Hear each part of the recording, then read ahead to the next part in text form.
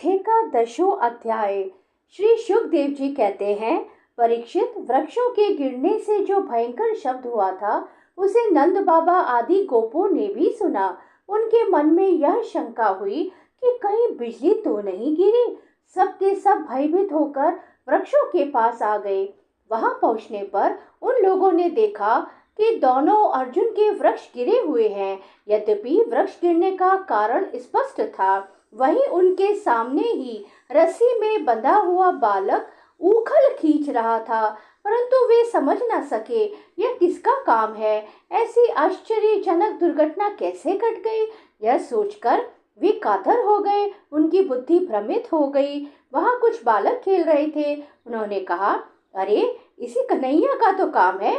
यह दोनों वृक्षों के बीच में से होकर निकल रहा था। उखल तिरछा हो जाने पर दूसरी ओर से इसने उसे खींचा और वृक्ष गिर पड़े। हमने तो इनमें से निकलते हुए 2 पुरुष भी देखे हैं। परंतु गोपों ने बालकों की बात नहीं मानी। वे कहने लगे, एक नन्हा सा बच्चा इतने बड़े वृक्षों को उखाड़ डाले, यह कभी संभव नहीं है। किसी किसी के चित्त में श्री कृष्ण की पहले की लीलाओं का स्मरण करके संदेह भी हो आया। नंद बाबा ने देखा उनका प्राणों से प्यारा बच्चा रस्सी से बंधा हुआ उखल घसीटता जा रहा है। वे हंसने लगे और जल्दी से जाकर उन्होंने रस्सी की गांठ खोल दी। सर्वशक्तिमान भगवान कभी कभी गोपियों के फुसलाने से साधारण बालकों के समान नाचने लगते, कभी भोले भाले अनजान बालकों की तरह गाने लगते। वे उनके हाथ की कठपुतली उनके सर्वदा अधीन हो गए। वे कभी उनकी आज्ञा से पीड़ा ले आते, तो कभी दुसेरी आदि तोलने के बटखरे उठा लाते, कभी खड़ाऊ ले आते, तो कभी अपने प्रेमी भक्तों को आनंदित करने के लिए पहलवानों की भांति ताल ठोकने लगते। इस प्रकार सब शक्तिमान भगवान अपनी बाल लीलाओं से व्रजवासियों को आनंदित करते और संसार में जो लोग उनके रहस्य को जानने वाले हैं उनको ये दिखलाते कि मैं अपने सेवकों के वश में हूँ। एक दिन कोई फल बेचने वाली आकर पुकार उठी, फल लो फल। यह सुनते ही समस्त कर्म और उपासनाओं के फल देने वाले भगवान अच्युत फल खरीदने के लिए अपनी छोटी सी अंजलि में अनाज लेकर दौड़ पड़े। उनकी अंजलि में से अनाज तो रास्ते में ही बिखर गया, पर फल बेचने वाली ने उनके दोनों हाथ फल से भर दिए। इधर भगवान ने भी उसकी फल रखने वाली टोकरी रत्नों से भर दी। तदंतर एक दिन यमलार्जुन वृक्ष को तोड़ने वाले श्री कृष्ण और बलराम बालकों के साथ खेलते खेलते यमुना तट पर चले गए और खेल में ही रम गए। तब रोहिणी देवी ने उन्हें पुकारा, ओ कृष्ण, ओ बलराम, जल्दी आओ।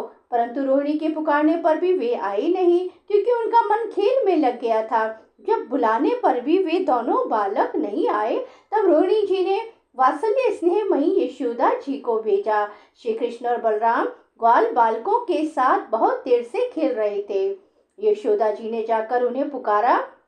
उस समय पुत्र के प्रति वात्सल्य स्नेह के कारण उनके स्तनों में से दूध चचुआ रहा था। वे जोर जोर से पुकारने लगी, मेरे प्यारे कन्हैया, ओ कृष्णा, कमल नयन, श्याम सुंदर, बेटा आओ, अपनी माँ का दूध पी लो। खेलते खेलते थक गए हो बेटा, अब बस करो। देखो तो सही, तुम भूख से दुबले हो रहे हो। मेरे प्यारे बेटा राम, तुम तो समूचे कुल का आनंद देने वाले हो। अपने छोटे भाई को लेकर जल्दी से आ जाओ। देखो भाई, आज तुमने बहुत सवेरे कलयुग किया था, अब तो तुम्हें कुछ खाना चाहिए ना। बेटा बलराम ब्रजराज भोजन करने के लिए बैठ गए हैं, परंतु अभी तक तुम्हारी बाट देख रहे हैं। आओ, अब हमें आनंदित करो बालको। अब तुम लोग भी अपने अपने घर जाओ।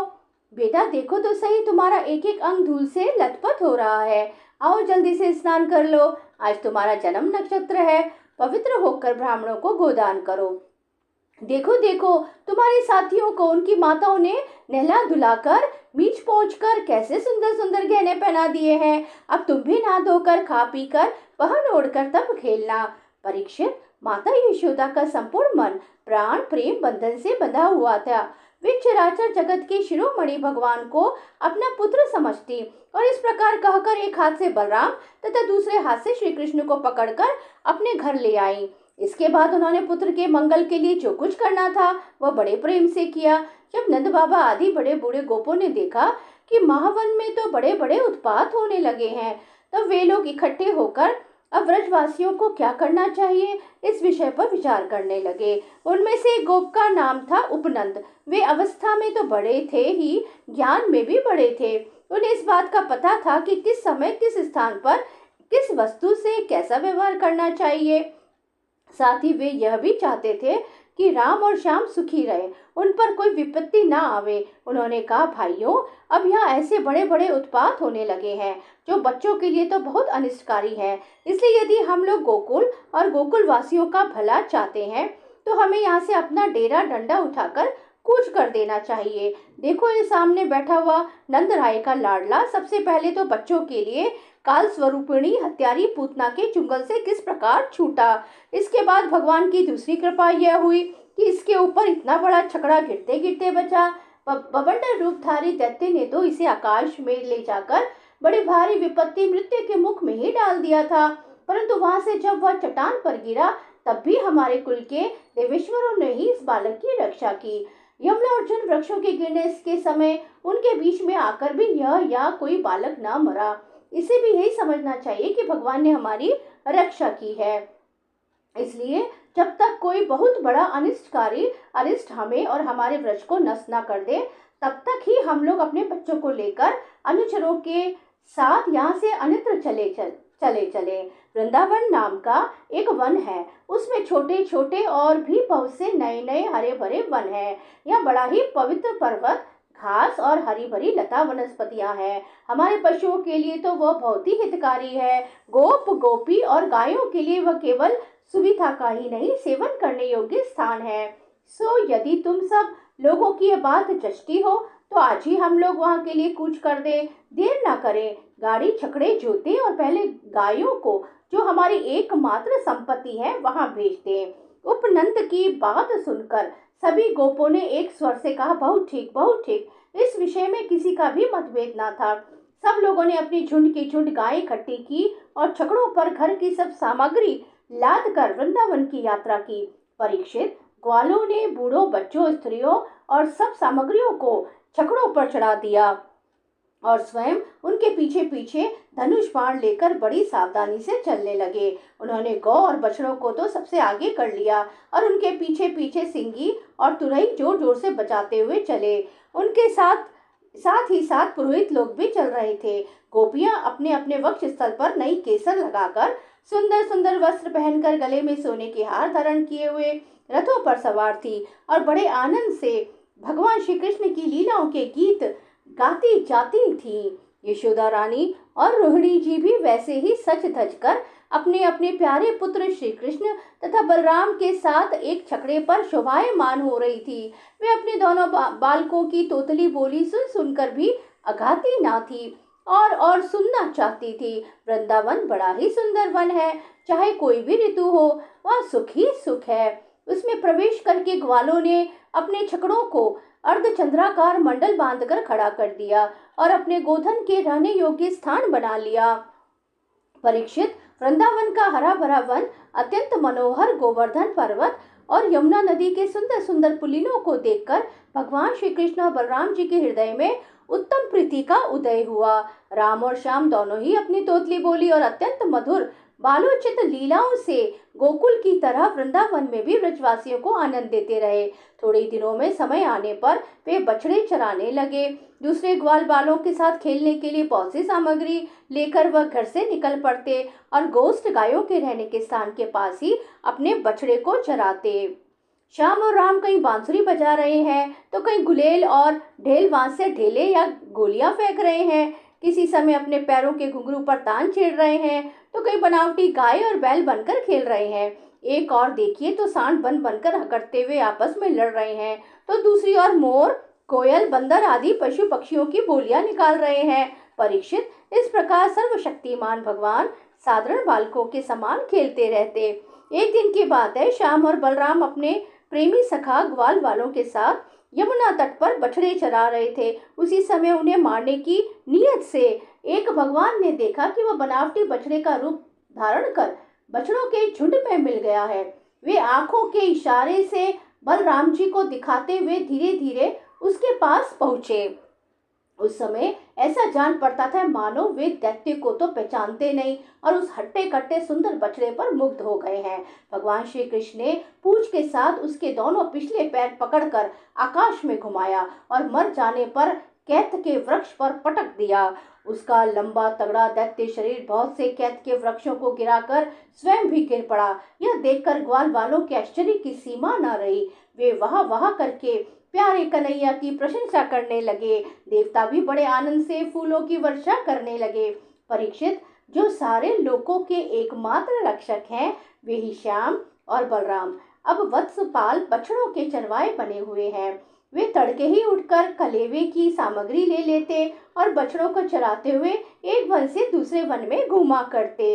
एक दिन की बात है, सब ग्वाल बाल अपने झुंड के झुंड बछड़ों को पानी पिलाने के लिए जलाशय के तट पर ले गए। उन्होंने पहले बछड़ों को जल पिलाया और फिर स्वयं भी पिया। ग्वाल बालों ने देखा कि वहां एक बहुत बड़ा जीव बैठा हुआ है। वह ऐसा मालूम पड़ता था मानो इंद्र के व्रत से कटकर कोई पहाड़ का टुकड़ा गिरा हुआ हो। ग्वाल बाल उसे देखकर डर गए। वह बक नाम का एक बड़ा भारी असुर था जो बगुले का रूप धर के वहां आया था। उसकी चोंच बड़ी तीखी थी और वह स्वयं बड़ा बलवान था। उसने झपट कर श्री कृष्ण को निगल लिया। जब बलराम आदि बालकों ने देखा कि वह बड़ा भारी बगुला श्री कृष्ण को निगल गया, तब उनकी वह गति हुई जो प्राण निकल जाने पर इंद्रियों की होती है। वे अचेत हो गए। परीक्षित, श्री कृष्ण लोक पिता माँ ब्रह्मा के भी पिता हैं। वे लीला से ही गोपाल बालक बने हुए हैं। जब वे बगुले के तालू के नीचे पहुंचे, तब वे आग के समान उसका तालू जलाने लगे। अतः उस दैत्य ने श्री कृष्ण के शरीर पर बिना किसी प्रकार का घाव किए ही झटपट उन्हें उगल दिया और फिर बड़े क्रोध से अपनी कठोर चोट से उन पर चोट करने के लिए टूट पड़ा। कंस का सखा बकासुर अभी भक्त वत्सल भगवान श्री कृष्ण पर झपट ही रहा था, जिन्होंने अपने दोनों हाथों से उसके दोनों ठोर पकड़ लिए और ग्वाल बालों के देखते देखते खेल ही खेल में उसे वैसे ही चीर डाला जैसे कोई वीरण गांडर जिसकी जड़ का खस होता है को चीर डाले। इससे देवताओं को बड़ा आनंद हुआ। सभी देवता भगवान श्री कृष्ण पर नंदन वन के बेला चमेली आदि के फूल बरसाने लगे तथा नगारे शंख आदि बजाकर एवं श्रोतों के द्वारा उनको प्रसन्न करने लगे। यह सब देखकर सबके सब ग्वाल बाल आश्चर्यचकित हो गए। जब बलराम आदि बालकों ने देखा कि श्री कृष्ण बगुले के मुंह से निकलकर हमारे पास आ गए हैं, तब उन्हें ऐसा आनंद हुआ मानो प्राणों के संचार से इंद्रियां सचेत और आनंदित हो गई हो। सबने भगवान को अलग अलग गले लगाया। इसके बाद अपने अपने बछड़े हाँक कर सब व्रज में आए और वहां उन्होंने घर के लोगों से सारी घटना कह सुनाई। परीक्षित, बकासुर के वध की घटना सुनकर सबके सब गोपी गोप आश्चर्यचकित हो गए। उन्हें ऐसा जान पड़ा जैसे कन्हैया साक्षात मृत्यु के मुख से ही लौटे हों। वे बड़ी उत्सुकता, प्रेम और आदर से श्री कृष्ण को निहारने लगे। उनके नेत्रों की प्यास बढ़ती ही जाती थी, किसी प्रकार उन्हें तृप्ति ना होती थी। वे आपस में कहने लगे, हाय हाय, ये कितने आश्चर्य की बात है। इस बालक को कई बार मृत्यु के मुंह से जाना पड़ा, परंतु जिन्होंने इसका अनिष्ट करना चाहा उन्हीं का अनिष्ट हुआ, क्योंकि उन्होंने पहले से दूसरों का अनिष्ट किया था।